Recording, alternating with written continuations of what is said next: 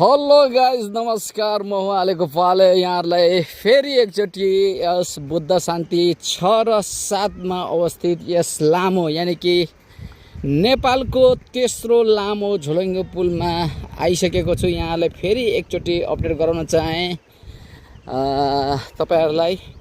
यो असाध्यै रमाइलो झोलुङ्गे पुल रहेछ जुन हामी नेपालको तेस्रो भन्ने चिन्छौँ। त्यसले गर्दाखेरि यहाँ विशेष गरेर यहाँका बासिन्दाहरूलाई बुद्ध शान्ति 7 र 6 जोड्ने जुन एउटा जुन मार्ग बनाइएको छ यो असाध्यै सराहनीय छ।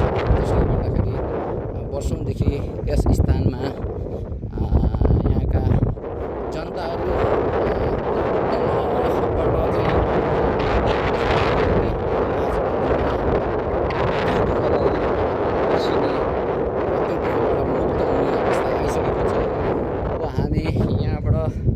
तपाईहरुलाई यो भनेको बुद्ध शान्ति 6 पर्दछन् भने यता पूर्वतिर त्यसै गरेर यता पश्चिमतिर बुद्ध शान्ति 7 पर्दछ। आज म यस स्थानमा आइपुगेँ भनेर अघि नै यहाँलाई जानकारी गराइसके।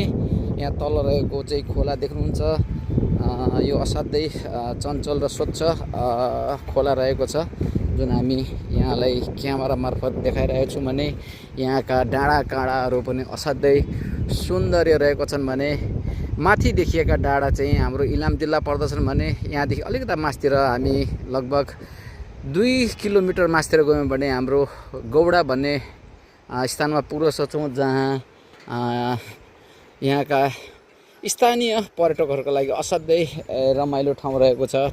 त्यहाँ चाहिँ नुहाउनेदेखि लिएर सम्पूर्ण चिजहरू चाहिँ हामी खोलामा चाहिँ आफ्नो समयलाई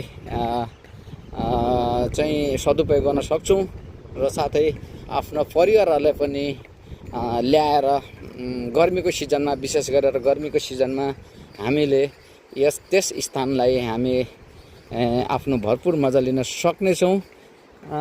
यसै गरेर अब बाँकी भनेको यहाँका दृश्यहरू यही डाँडा काँडाले भरिएका छन् भने यहाँका सौन्दर्य जुन प्रकृतिले दिएका सौन्दर्यहरू असाध्यै मनमोहक दृश्य रहेको छन् भने माथि देखिएका एउटा पिङ रहेको छ जुनलाई हामी सानो एउटा पिङको रूपमा प्रयोग गरिरहेका छौँ, जुन हाम्रो त्यो चाहिँ सुसाइड पोइन्ट भनेर चिनिन्छ।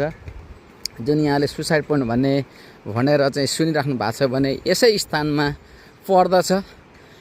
आजलाई यति नै जानकारी दिन चाहे यहाँहरूलाई। अब अर्को भिडियो ल्याएर अन्य